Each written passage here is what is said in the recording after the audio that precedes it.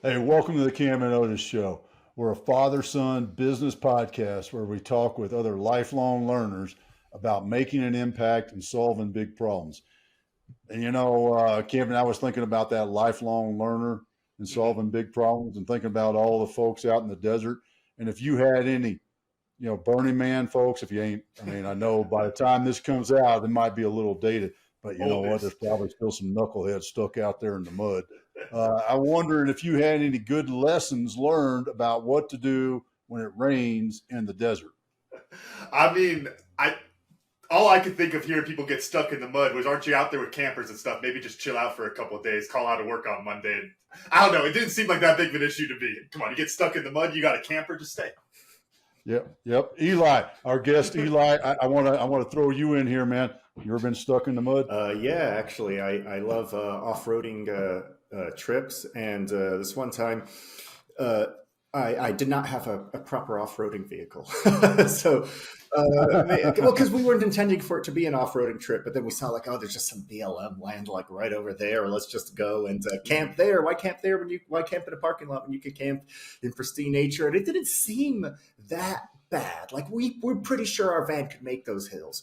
But we were going up this hill, and the thing is, the snow had melted recently, and so everything was Hmm. Mm. super muddy. And then when we realized that, oh no, this terrain is actually way tougher than we thought, we're like, okay, well, let's turn around.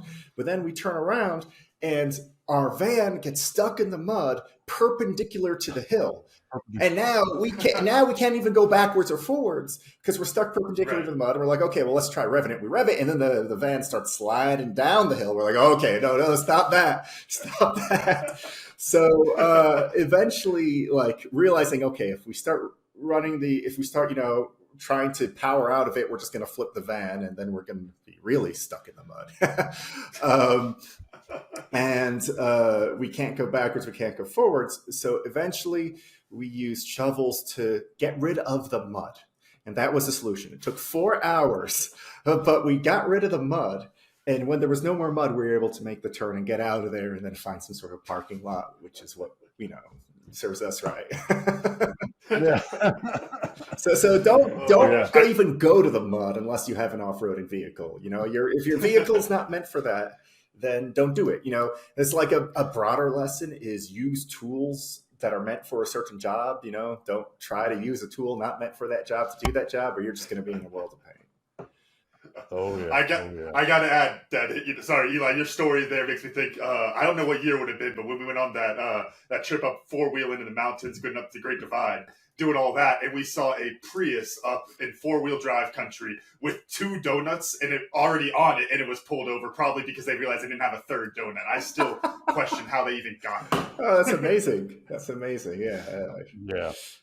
Yeah. That was not a wise choice. But talk about wise decisions and creating things that solve problems that I don't know. Sometimes people don't realize they got. Where did this idea of solving problems, kind of creating things come from, Eli? I mean, I've always tried to, be a problem solver, in my life, be creative from a very young age. They say necessity is the mother of invention. But, sometimes mothers can necessitate invention. If your mom's like, you better stay in here, not talk to your friends, like, no, there's got to be a way. So, so from a very early age, trying to get around parental controls and figuring out ways to communicate with friends and all sorts of stuff. But I've always been mechanically inclined, and I know I just love solving problems with novel tools, hopefully the correct ones. So if you're ever stuck in the mud, you know that was what it was for. Hey, at least you had a shovel that day, right? Yeah, well, so we only had one. I let my girlfriend use the shovel. I used a stick that I got off the side, and I was just sort of scraping mud with a stick to clear a hill. I'm interested, talking about, kind of, always like tinkering and having that background, when it comes to inventing, creating things. did you reach a point where you had to kind of go back and reanalyze that to build up your process? Because I can see that if it's a natural thing and then you get into the business world, you're really doing it, you have to build those processes in order to keep sustaining that as you go. What was that like? Well, I mean, the thing is, the more you go through it, and the more times you come out with a product and then launch it, you realize that there's a lot more things you need to take into consideration. So, for example, the first time, if you're like a guy who tinkers at home, you might come up with something brilliant that works in your garage, but you don't know anything about manufacturing. And then you try to go to a manufacturer, and they're like, "Yeah, we could make this by hand in a garage, but we can't make 10,000 of them." You know, like certain things cannot be injection molded, for example, which is, you know, probably something you're not doing in your garage. So actually, That'd be an interesting garage if you were. it'd be an awesome garage. It would be. I'm not sure it'd be a garage at that point. You know, at that point, it's like, oh, well, there's a car here. So it's like there's a garage, there's a car in a national park somewhere. So that's a garage. But the world is my garage. So There you go. so I actually have a friend who, unfortunately, and you know, I've been lucky enough to avoid this. He actually went bankrupt. His company went bankrupt because the product he designed worked very well in a prototype at home, but he did not realize that it could not be injection molded. It was something that could only be 3D printed. And he did a Kickstarter where he like owed a ton of people these units.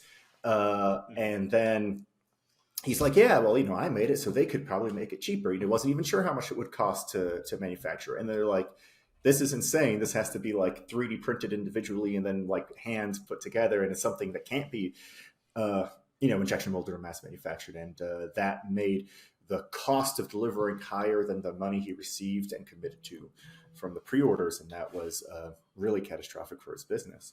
So that's just like one example, right? I mean, there's so many other examples of various parts of the process when it comes to not just creating the product, but also launching the product and getting out to the market and so many things. And if we were to go through all of them, we would spend the show doing nothing else. Well, I'm really interested in that, and how you shift or where you learn that lesson. I mean, it's great to have a friend who screwed it up. Yeah. You know, thanks, buddy. I appreciate you. But did you learn that lesson the hard way in one of your early inventions? Yeah, I mean, yeah, I've learned a lot of lessons, a lot of hard ways. You know, my dad used to say that a wise man learns from the mistakes of others because you just don't have time to make them all yourself. So one thing that comes to mind, I would say this isn't like so much a mistake of the process, but something that you only realize through experiencing the problem. So actually, in my latest invention. So I've come out with 7. Instafloss is number 8. Instafloss is a device that can floss all your teeth in 10 seconds. And I was experimenting with this. And in the very early prototypes, I was just using it like all day because I was like, you know, getting different feels. And I was like, oh, this feels nice. Let me do it, you know. But if you do the math, Instafloss can floss your teeth in 10 seconds. Those 10 seconds are the equivalent of 2 minutes. So if you were to floss your teeth for, let's just say, 2 minutes, that's 120 seconds. That's equivalent to flossing for 24 minutes. If you floss for 3 minutes, that's equivalent of 36 minutes. And I was doing it like all day, you know, like, and so after like a week or something, I was like, oh man, I've got so many pains in my mouth. Like, what's going on? I don't understand it. I should be great. I'm flossing, you know, like, and I went to a dentist. It's like, okay, you are over flossing. The reason why most people don't hear about this is because it's such a small problem. Very few people most people under floss. You know, that's the issue. 70% of Americans regularly skip flossing. And the 30% who do tend to floss incorrectly. But there's a tiny fraction of people who are just flossing way too much. And what I realized was that by making the product, like, get rid of the obstacle of flossing, of taking too much time, you suddenly introduce the possibility that it's now easy to do over flossing. And it's like, okay, we have to build in safety measures here to prevent people from doing that. So it's like, because of my pain, because I had to go to the doctor, I was like, oh, okay, that's the light bulb moment where it's like, we need something that turns the device off, that flashes a light that says, you are done. That was one floss. If you do more, that's on you, you know? So that was something that I like honestly didn't even conceive of going into designing the product, because I was so hyper focused on how do we solve, because number one complaint people have about flossing is that it takes too long. So like, how do we solve that complaint? How do we solve that complaint? You know, of the people who are flossing wrong, how do we make sure they're flossing right? And I didn't even think of like, well, you know, by solving these problems, you're going to introduce a new one. So, but luckily it was on me, because, you know, I'm not going to sue myself. So, you know, I'm curious with that, you know, talking about going through the process of taking the idea, you know, making the invention and then taking it into market. Do you think there's a formula to it at all? Or is it one of those where it's like, no matter what, no matter how many books you read, no matter how many times you've done it, you're still going to have to get in there and make all those adjustments as you go? Well, I mean, certainly there will, like, look, an invention, according to the U.S. Patent Office, that's like a fine place to get our definitions from, is something that is novel and inventive, meaning it actually solves a problem, it has utility. That's why you get a utility patent, because it provides value. However, the key word there is novel. If your invention was in a book previously, it would not be patentable because it's not novel. Someone, by definition, had already made it. So by going into the unknown, you are certainly going to encounter unknown things. That's just like how it works. Otherwise, someone would have done it already. So I think that dealing with the unknown is the entirety of it. Like, and the more you know, the more you can bring into there, because what's unknown for you might be different than what's unknown to someone else. Like if you have no idea about mechanical engineering, you know, if you have no idea about manufacturing, there's a lot more unknowns and you can make a lot more stumbles. However, even if you were to know everything available to all of humanity right now, by going into the process of invention, there's at least going to be one thing that's unknown, which is how precisely does this work, you know? So I think if you want to focus on your invention, you want to focus on that one unknown. You don't want to be wasting your time with things that people already know and be like, well, I didn't know that. It's like there's not enough time to focus on those unknowns. You want to focus on your novel invention. How different when you started the well, let's build something. Mm-hmm. How different does it look from that? Let's put these parts and tubes and things together initially to say, okay, yeah, to production model. So that are they recognizable? So that depends on the product. So the first. Well, I'm sorry, I meant like directly with Instafloss. Oh, directly with Instafloss, yes. So. Yeah. No, like the I'm imagining garden hoses and things like that. No, honestly, like the very first prototypes, I was using like a garden hose and then like some attachment to that to try to like see how much pressure I could get. And then I moved on to like external pumps and just power supplies and stuff like that. And it looked like I just had a bunch of equipment that was all connected via wires and via tubes. And like, it didn't look anything like we eventually came up with it, because you want to solve your problems from the largest outside proofs of concept and then work your way inwards. So for example, like the first question I had is like, well, how much room do you have in your... So we use water jets to do the flossing because water jets are more effective than string. They can get deeper underneath the gum lines. They can remove more plaque if done correctly at the correct pressures. So it's like, okay, well, can we channel these around your mouth? Do you have enough room in your mouth? How do we move it? How much pressure is required? So those sorts of things. And only after you answer those questions could you then move on to, well, what is the smallest thing we can fit this in? So like, for example, the first power supply I had was a giant brick because I'm like, I don't know how much power I need. So I just want something where I can dial it, up and down until I find like, okay, this is the amount of power that's actually required. Now I could go on the market and look for power supplies saying like, oh, I only needed to go this high. When the first thing is like, I'm not gonna buy 100 power supplies and just put them in one at a time and then try to see which one is like, the minimum required. No, I'm just gonna get a big bank and dial with the settings until I find out, how much power is needed, and then do that. But of course, we're not going to ship this like $600 power bank, that's giant as part of the product. It wouldn't fit in anyone's bathroom, and it would be way too expensive. That gets to one thing that I think is interesting. Could you talk a little bit about, it's one thing, the business side of it, obviously, and taking a product to launch and all those kind of things. But what I'm curious about more so is, we always talk about, as an entrepreneur, it's like, it's your baby. Inventing, I got to imagine that feeling has to be like 10 times the time, because that is your invention, that's your baby.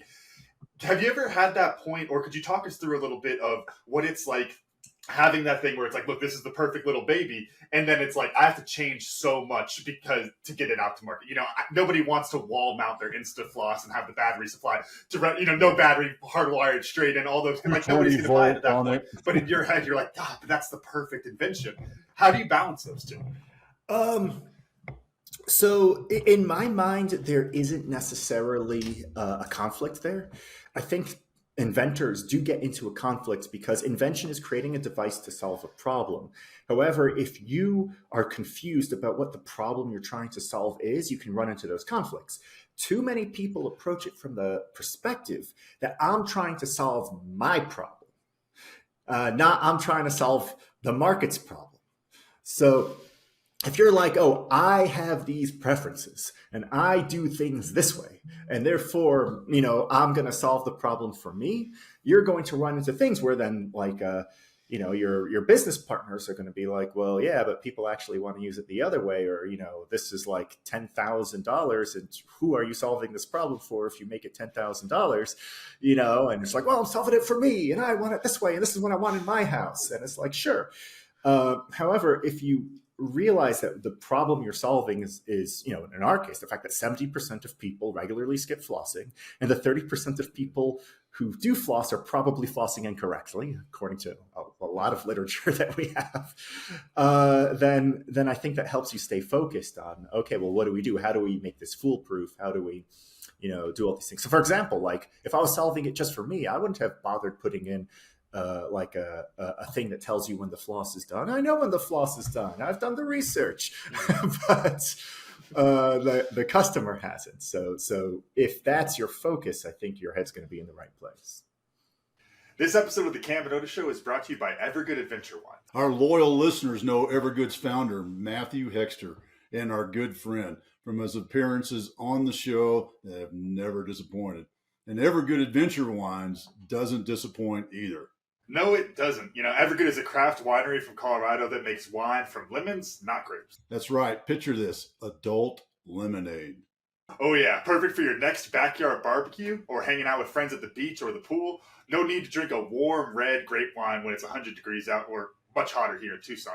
Evergood over ice is the perfect refreshment for a hot summer day. And they come in a variety of flavors, including lemon, strawberry, lime, my favorite for margaritas, grapefruit, and watermelon, which comes in a cool pouch, by the way. These non-carbonated wines check all the boxes: gluten-free, vegan, low sugar, and low in sulfites. Best of all, they taste damn good, and they have fun names too. Yeah, like their OG lemon wine called Skierpy. Yeah, y'all heard that one right, Skierpy. And I'll tell you, Skierpy is also one of my favorites. Evergood now ships to 41 states, so you can order your lemon wines online at evergoodadventurewines.com. Plus, Matthew is being kind enough to offer 20% off for all of our listeners. Just use promo code CAM-OTIS at checkout to get 20% off and start enjoying these amazing lemon wines. So y'all go to evergoodadventurewines.com or click the link in the description in the show. Click Buy Now to redeem your Cam and Otis Show exclusive discount. How did you shift from, the onesies and twosies sort of thing, the prototype and testing and the R&D part of it, to production? What was your process? I mean, I don't want to expand on my thought process on it. I'm curious how you went from, all right, I think we got something here, fellas, to let's get it out. so that I can understand your question a little bit more Yeah. clearly, are you saying what are like the mechanical considerations when you move from a prototype design to a mass manufacturing design? Or No. okay, then I don't think I fully understand. Market considerations like, all right, we're all of us sitting around the table. We all agree this is the MVP, the Mhm. pretty good piece of it. How did you go from all right, we got it to let's build it, sell it sort of thing? I'm sorry. Uh-oh. Did I lock up? You're Yeah, frozen. You he froze. froze Yeah. up on that. All right. I hope you can edit that in Yeah, post because. Yep. yeah, I'll Yeah, get it. well, he's got it. So Yeah, I'm sorry. So you you froze ready? up. Could you repeat the question? Yeah. So we'll just start from Yep. it from the beginning there, Kim. So you've developed the prototype. You and the partners, engineer team, whomever, are there, the small group, and you say, all right, this is it. Let's go to market. How did you shift from good idea? I think, my next door neighbor, my cousin likes it, to let's go to market. Okay, so I would say that first, I think it's backwards. I actually first started with, is this idea worth pursuing? Mm, Because I'm not going to get engineers involved and spend a whole lot of time on something until I actually know that there is a market for that. Otherwise, unless you're just doing a personal project in your garage for yourself, but that's very different from, solving the problem for other people. So the first step of solving the problem for other people is knowing that other people have the problem, and that is enough of a problem to solve at a certain price point. So before even starting engineering, I already knew the stats on how big the problems with flossing are. So I knew it was something to pursue. And once we had a device, a MVP, we're like, okay, this works, and we know that there's a problem out there, and we know that our device can solve the problem. The next step is getting enough money to be able to finalize the design to do what's called design for manufacturing. So you've got your prototype, but now you have to make it in a way that can actually go for injection molding. So you have to design, you designed one machine, now you have to design 20 machines. You have to design all the machines that make the machine. And that's actually a really lengthy process. People underestimate that, like, oh no, you don't have to design one thing, you have to design a lot more than that. Um, and the second, so there's two aspects of that. One is the design for manufacturing and going to mass manufacturing. And the second part is that's a capital intensive process. Our molds for InstaFloss cost us $1 million. And that was not any of I didn't have that in my back pocket at the moment, so, so we needed to figure out how to do that. So regarding the going from prototype to DFM, that's something that, if you don't have experience with, there's lots of engineers who specialize in that. And if you believe you have a good product, you should definitely talk to someone who's very familiar with DFM, because they may say you can't mass manufacture this. You need to change things. And oh no, that changes the user experience. Now you have to make some hard decisions, or changes the price. So that is kind of like a known unknown, right? Like that's like there is a process there. The harder part for a lot of people is, well, how do I get the funding to hire those engineers to take my prototype to mass manufacturing, or help me find a manufacturing partner if I don't have any connections to manufacturing partners, who's the right person to manufacture here. And so that requires money.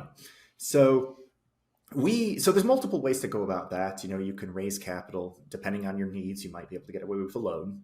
Depending on your finances, you might be able to finance it yourself. But for us, what we chose to do was to run a crowdfunding campaign on Kickstarter and then Indiegogo. And this enabled us to do, I would say, three things. The first was we can get a sum of money, which enables us to move forward in production. The second is it validates the idea that we're actually onto something. If you can't have a successful crowdfunding campaign for your product, you might want to reconsider what you're doing. because this is not a short-term commitment. I've been working on Instafloss for 5 years. If I were to only find out right now that nobody wants it, that would be really disheartening. That would be a waste of 5 years. And the third thing is it proves to future investors that there is a market and you have capability of capturing that, that like you're not an incompetent person who can't sell, because they might be like, oh, look, you got a great device, but can you sell this thing? Like, even if people want it, are you able to get it into their hands? And so it does a lot of proof for you. And the more, investors are people who will give you money as long as you can prove you don't need it. So the more you go forward on that, the more progress you make, the more likely you're going to be able to, number one, get any deal at all, and number two, get a more favorable one. So that was our next step. Is we decided to put it out there to the internet, saying, "Here's our device, and would you like to pre-order it?" It's clear that you have a very good grasp on, the business side of it. But I feel like there's got to be, just by the nature of it also, there's some things that you need to deal with. One of them would be the perfectionism aspect of like those continued iterations of how do you get it to the point where you're like, okay, this is good enough, we can take it out there. Like, I'm picturing like you still have the Instafloss, like what, let's say you're at, number 200 right now. I figure you got 201 under the desk right there, like you're still tinkering on it type thing. How do you balance those two? How do you pursue the perfect without letting the perfectionism tank the business side? That's a phenomenal question, because the truth is, for anything you could never be done. So like you could always make it better. So for me, I have a certain like set of goals that are, what do I consider the minimum, not the minimum viable product, but like the minimum business viable product. You know what I mean? Like something that you can go to Amazon with. So in my mind, I have a list of requirements. Like, I have to have a product that I could put on Amazon that will get 4.7 stars, that will get, less than like 1 or 2% returns. Because if you get more than that, if you get like 3-5% returns, you're going to be penalized because they're like, people don't like your product. So it has to be something that I know that the vast, vast majority of people are going to rate well, has to solve the problem we set out to solve, and it has to do it at a price point that we believe is viable in the market. So if we don't have any of these things, so we're like, oh, we got it to a good price point, but I kind of feel like we're only going to get 3 stars on this because like half the people are not going to be satisfied with it. Half the people are going to like it, but the other half of the people, are going to be upset. It's not ready. Mm-hmm. Once you can check those check marks, the rest is perfectionism, and you should pursue perfectionism. But I think that once you know that you can do the things you initially set out to do, that's when it's like, okay, you need to go to market with this and stop wasting time and money. You could always come out with a V2 later. How did your brother has been your primary partner, right? Is that my brother's been my partner in my first business, yes. But then, oh, okay, just your first business. How did you? Because one of the things that I've learned over the years is, and especially when you talk about VC, mm-hmm. is they always want you to have a partner, right? That's what all the VCs and private equities say. Oh, you can't do it yourself. How did you? Since with Instafloss, I'm guessing you shifted around with a different group. How did you come up with those partners? Identify them, decide to come together and create this thing. So I think that the VCs are onto something when they say you should have a partner, but I think that probably way more important than whether you should have a partner or not is who is your partner. What is your partner? Like if you're just having a partner for the sake of having a partner, don't do that. Go alone. Like, it's like, I'll just get Jim next door. He's available. He's not doing anything. He's retired. He's got plenty of time to help. Exactly. So I chose my partners to be, because I wanted everybody on the team to have real expertise in some aspect of the business, or not necessarily business, or of the product, or of what we're doing. So the partners, Dr. Ralph Roud has a lot of experience with manufacturing these sorts of complicated devices. And I came out with 7 products before this one, but none were as mechanically complicated as Instafloss. So they were more like a electrical, consumer goods that, the most complicated mechanical thing about them was that they had certain buttons, like, okay. And don't get me wrong, there's a lot that goes into buttons. There's a world of buttons out there. And consumers, they will take off a star on your review if they don't like your buttons. But I realized I needed, expertise, because I had an envision of how this is going to work, but there's so many details. And the second is my earliest advisor is Dr. Ana Mascarenhas, who is the chairman of the American Dental Association Council of Science. So I've read every single study that has been published on flossing in the last 50 years, I'm pretty sure. I mean, there might be some that I haven't found, but at the same time, having a person who has her doctorate and whole career of multiple decades in dental research is something that you just like. If you're going to be pursuing a product like this, you don't want to just be like, well, I read some WebMD articles, I think I can do it. You definitely want the expertise, and you want that expertise to supplement you. So where I feel I shine, where I really bring to the table is like, I've gone through this process before. I've patented things, I've manufactured things, I've put up a team, I've gotten it to market, I've negotiated with distributors. But, at the same time, I want people watching my back who are like, well, here's some really complicated facts about, the advanced manufacturing, or here's some stuff you need to know about, the scientific process or regulations or the FDA.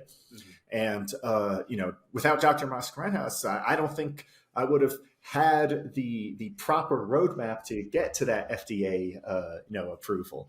So yes, I think you should have partners, and the more complicated thing you're trying to make, the more partners you probably need, because the more complicated it is, the less likely you are an expert in all of those things. If you happen to be an expert in every single aspect, yeah, go ahead, do it alone. But just guessing, that's unlikely. How did you go? My thought process is, all right, so I'm kind of walking the dog down the street here.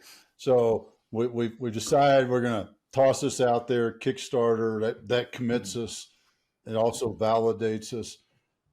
What's the leading indicators, if you will, that says, all right, now we need to be making not just 10 a month, but we need to be making 1,000 a month, or whatever that next level. And that's probably a good way of thinking about it, because 10 a month, that's not a whole lot of risk.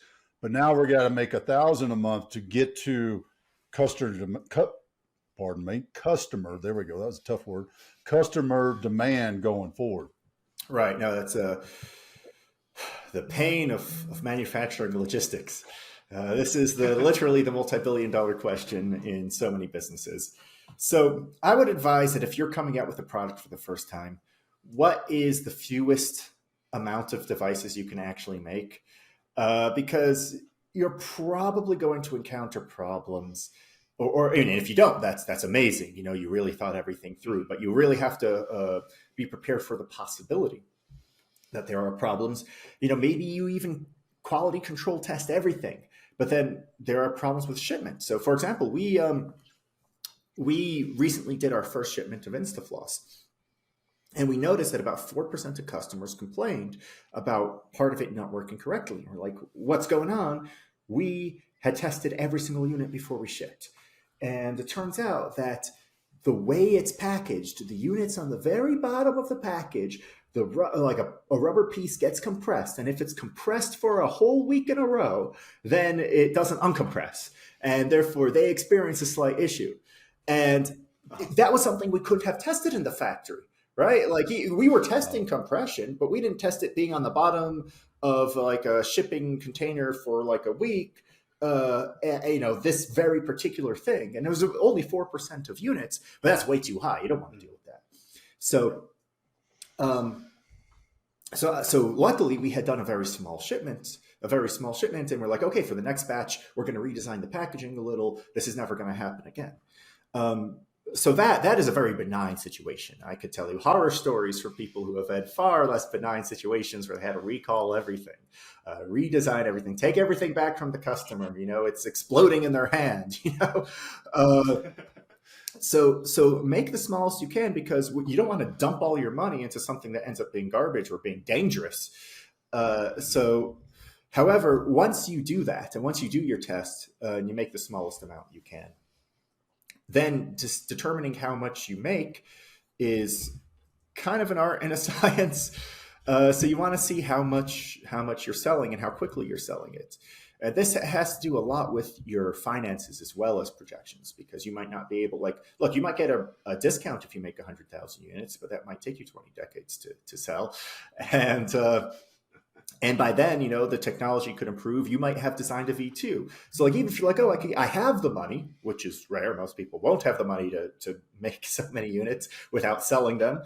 And even if, you can get a good discount, just the fact that you might be iterating on it is enough of a reason to do small. So I would say really, really try to match your demand. And that's one of the advantages of doing something like Kickstarter pre-orders. You get some sort of idea of, hey, when I do this marketing, I can get this many sales, and then I'm like, okay, I'm going to do this marketing again, and I'm going to get this many sales again.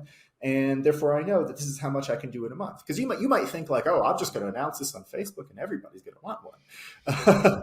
But, Right. actually having done that and seeing what the response is, what's the click-through rate, what's the conversion rate, how much is it costing you to get a sale, that gives you a really good idea of what you can do when you're out. And you can sort of like, okay, if it takes me 3 months to manufacture, I want to be in stock for those 3 months. So, and I know that I'm selling 1,000 or 10,000 or whatever via these marketing efforts. I'm going to assume I do roughly that. And I want that to last for 3 months. Actually, that reminds me of, talking about the shipping there. Piece of advice out there for everyone else who lives in the desert here in Arizona: don't buy any records online until probably October, November, because they come in looking sideways. So I can imagine you run into all sorts of problems like that, shipping out to the desert, sitting in a truck all day in 100 degrees heat. But could you give a little bit of advice, or maybe a rule of thumb for how to chunk that up? Of it, is it you build 10, you give it to the neighbors, those kind of things, and it's like, all right, you go from 10 to the 100, 100 to the 1,000, 1,000 to 10,000, nice easy numbers like that? Or what is your perspective on that?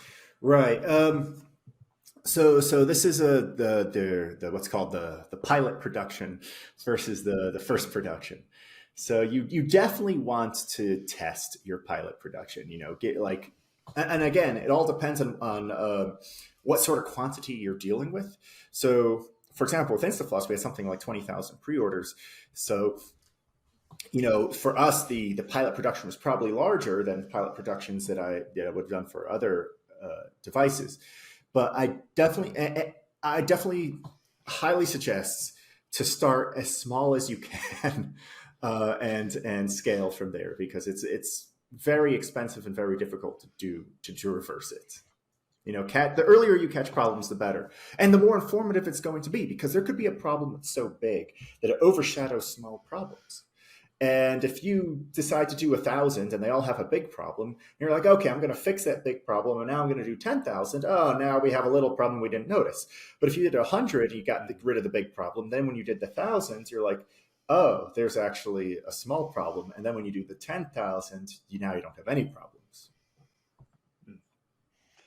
Yeah, that number you got to ship back, that 4%. I keep thinking of, doing the math here, public math. It's only 4 if you ship out 100 and you learn that lesson. Guess what? That's shipping back replacements for 4 items is a lot more affordable than 40 or 4,000. Absolutely. Yeah. Ouch. Yeah, that adds up quick. What did you do? Because if that happened, and one thing, folks, I'm going to do a quick little, if you didn't catch this, one of the things that Eli keeps talking about is the data that he's collecting and how important that is. I'm just emphasizing that point for you folks that are thinking about starting a business, that you're running a business, and those points of data. I mean, the fact that you knew 4%, that's huge to actually have that kind of data and know that. But it also leads to the other point of selling something and dealing with customers, and that's customer service, which everybody complains about. customer service is terrible. Customer service, oh, they never got back to me. All this. How did you handle? Well, how did you create your customer service department or whatever? You know, I think maybe I've put like too like I view it like perhaps too much, not from a business perspective. You know, in my mind, it's like if people write in, you have to respond to them and you have to take care of them. Otherwise, it's incredibly rude. And now we can probably also make a business case that like, oh, you need to respond to people for X, Y, Z. But like, I mean, the truth is that the fundamental thing that like drives my customer service philosophy is just don't be rude, like respond to people. What the hell? So yeah, we have a real person responding to every single email. We try to respond as quickly as we can during the weekdays. You know, we give you like a little thing if you respond on the weekends, being like, hey, you know, we're people too. And you know, I really think that your brand is made or broken, you know, with its reputation.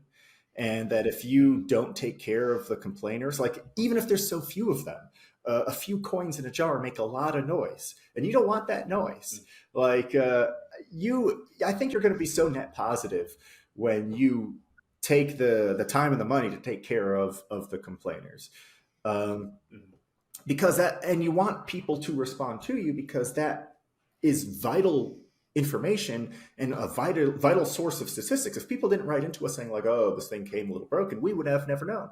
We would have scaled with that. So you want people to write to you. You want to know the problems. You want to get ahead of the problems because those problems are not going to be minimized as you scale your business. They're only going to get worse. So, you know, the a little hole in the side of your boat is only going to ever expand.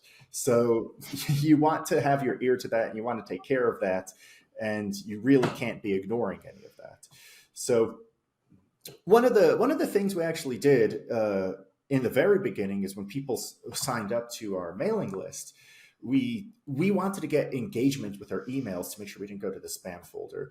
And that way, when we notified people of our crowdfunding campaign, they would actually go to it. So what we did is we said, hey, you know, thanks for signing up. This is what we're trying to accomplish with InstaFloss. What are the things you dislike about flossing? How can we make the experience better for you? And so we open with a question. We're like, hey, please write back. And people often would write back. And we had one rule is to never let the conversation go. If they respond, you have to respond to them. Let them ignore you. And what this does is, number one, it makes people super engaged. So that way, when we went onto our campaign, they're like, oh, I had such a conversation with these guys. I'm really part of the process. They're listening to me. I had 20 emails. And then they're going to tell their friends and all that stuff. But the second thing is, just as an added bonus, is the more back and forth you have, the less the Google algorithm thinks you're spam because you're having real conversations.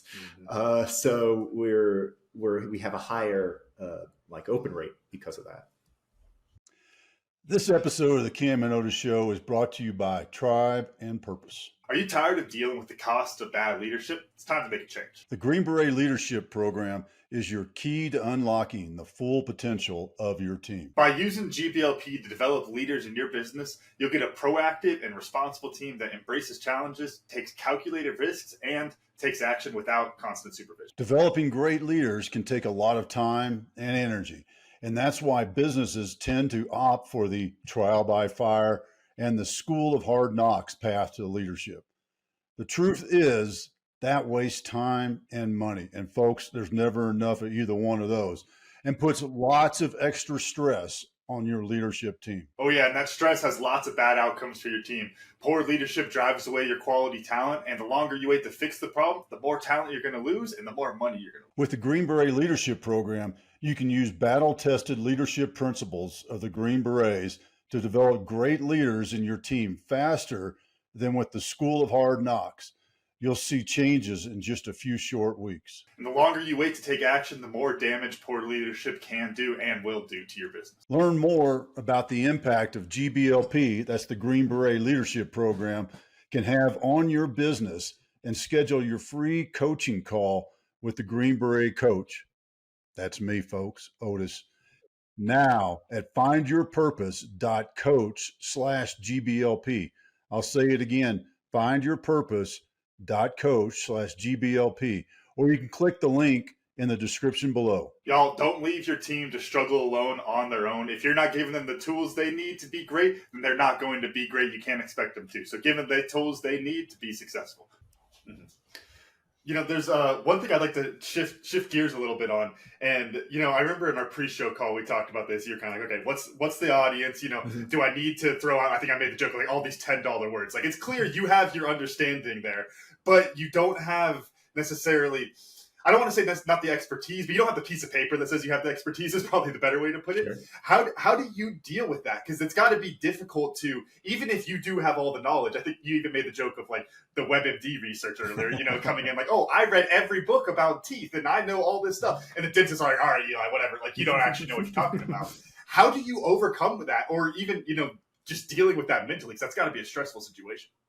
I mean, you're never going to know everything. Even look, one thing I've learned from programmers, every programmer says every other programmer is garbage. That's the one thing I've ever seen that's consistent. Every engineer says every other engineer is completely incompetent. So even if you have that piece of paper, you're going to run into that sort of, do you really know what you're talking about? And you have to equally ask the question about the people who do. Do they know what they're talking about? And the truth is, none of us really know what we're talking about. Some of us just have better guesses than others. And you just have to operate with the best guess that you can. The one thing that I think is like a real killer for cooperation in the team, or like one thing that I really look at for when I'm like interviewing people who are certain that they are correct are usually not a very good fit for the team, and they're usually pretty destructive.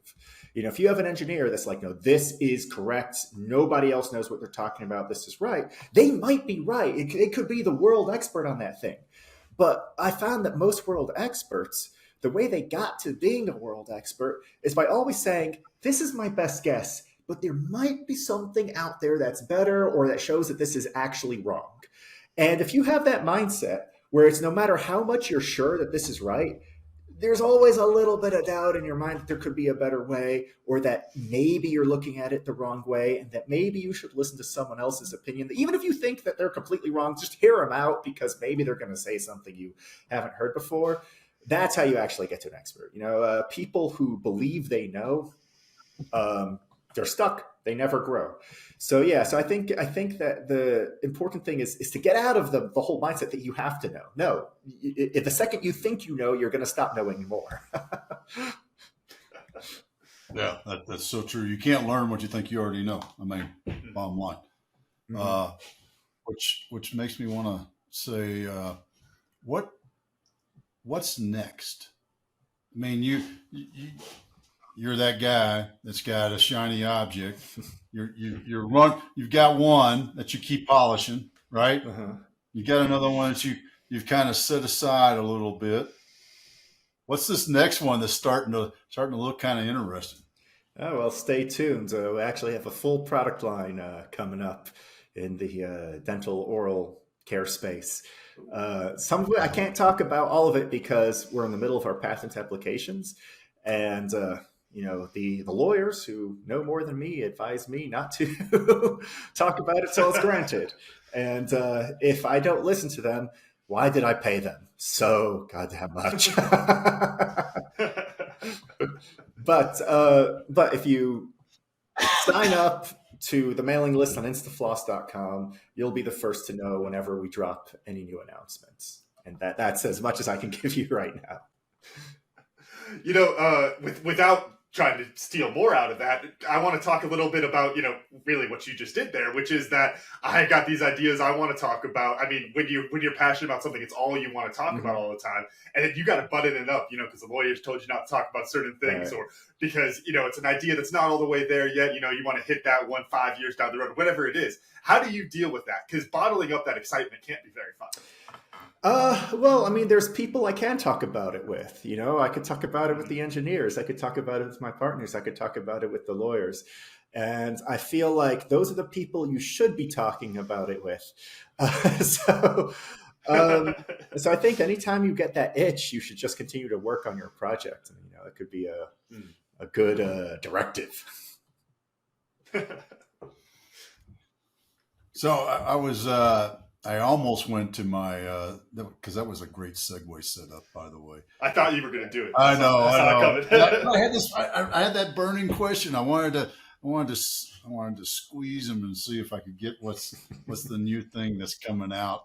But you know what, folks, just sign up for the email, and he's going to tell you how to do that in a minute. But I'm going to tell you what I learned today, and man, I got 3 of them that I thought were a lot of fun. But go lightning round.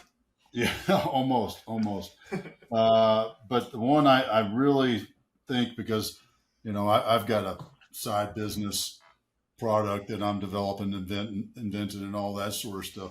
And I just love the way you turn the MVP that all the IT folks do and refer to into a business minimum viable product. And that's a much more important thing when you're putting parts and pieces together. It's a lot different than the whole coding thing. Right. And I say that with a snide comment. Yes, I did, folks. Because that's a whole nother world, as opposed to putting things together to make a thing and then selling that thing. That's getting to that minimum business viable product is so important. Camden, how about you? What'd you learn? I think it's funny. I think, Dad, you and I had a conversation like this last week. We talked about we were talking about marketers and how marketers always come in and it's like, well, you got to do it this way, because if you don't market like this, you're completely wrong. And I always make the joke back to general contractors. Like, you get somebody to come fix up your deck, and he goes out there, he's like, oh my gosh, did this guy have a personal vendetta against you? Did you bang his wife or something? Like, why would he build your deck like this? He must have hated you. And I always loved that joke about general contractors. But Eli, you really helped me realize that's just the experts. Those are the people that talk like that. It's not general contractors. It's not marketers. It's the people who think they know everything and want everyone to do it their exact way. Mm-hmm. And, when people only want it to be done one way, you can guess that they're probably wrong. It's not just general contractors. I can't pick on them anymore. Turns out that's everybody. Pick on everybody. Right. Eli, how about you, man? What'd you learn? Well, certainly don't take a Prius off-road. That's that's a really terrible idea. Yeah, man. How do people find you? What's the link to buy an Instafloss and get it shipped? So we actually just started shipping like a week ago. So super excited. Yeah, I know, 5 years. It took us 5 years to get to this point. We still have some back orders.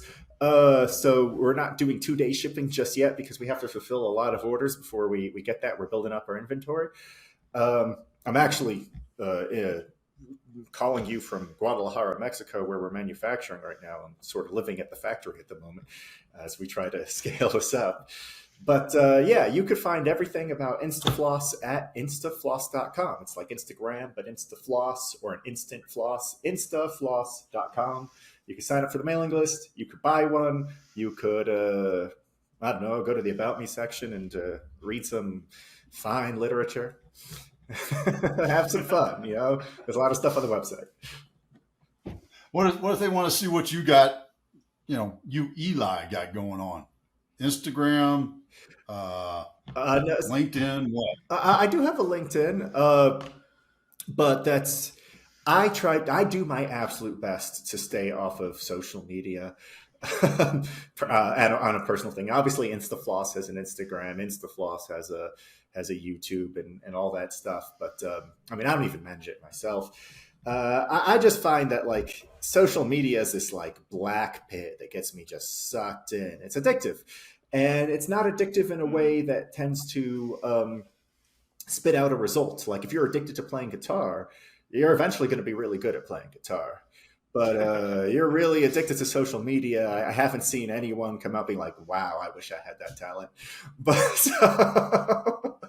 so I just find it's best for me. It's like, look, if you're going to waste some time, you should waste time with something that that will enrich you in a way. You know, go off roading in a Prius.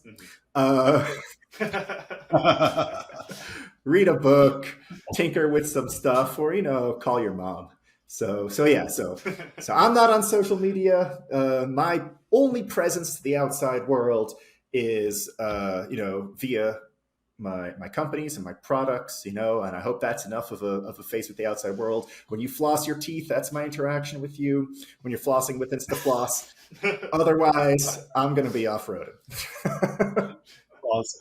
I love that. And folks, I hope you got that image burned in your head that there's Eli standing there watching you, counting it down 10 seconds, right? Eli, man, we really appreciate your time today. Thanks for spending it with us. Hey, it's awesome. Thank you so much for having me. Camden, run us out. All right. Thank you all for listening to today's episode of the Cam and Oda Show. And a special thanks to our guest, Eli Packouz, for joining us today. Remember, you can watch full episode of the show on YouTube at the Cam and Oda Show. And if you enjoyed today's episode, please make sure to share it with other lifelong learners in your tribe so they can enjoy it too. Follow us on Facebook, Instagram, and LinkedIn. And as always, the full archive of our episodes is available at www.camandodashow.com. Thanks again, and we'll see you all next time.